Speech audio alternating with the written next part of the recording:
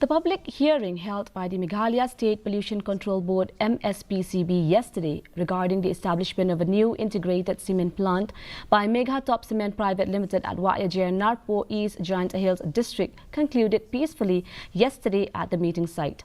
However, the hearing was notable for the absence of dissenting voices as the entire crowd at the venue expressed unanimous support for Meghatop Cement.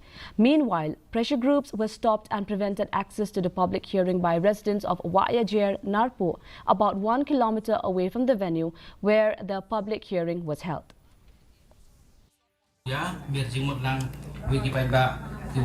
Processors Private Limited, Meghatop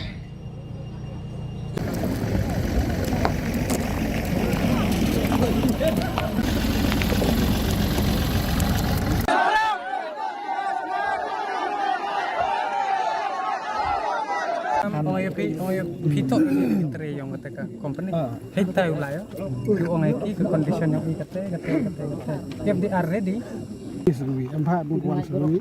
Kita dah meniki wakrak jadi dah beli dah sangat. test deh, wami madidam kan ni kan dem wami MD. Amal lagi hearing ni penpau ni kena persya. Nama ni suatu bakalwe jom kerja beriu kamtam sekali tanya. Ni hakwe kesini insah kejingdom. Mereka kebanjian kepeteng kejongi.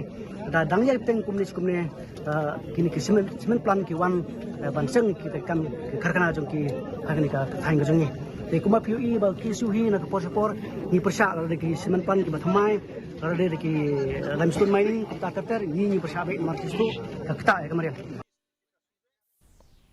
Meghalaya Chief Minister Conrad K. Sangma on Friday said that the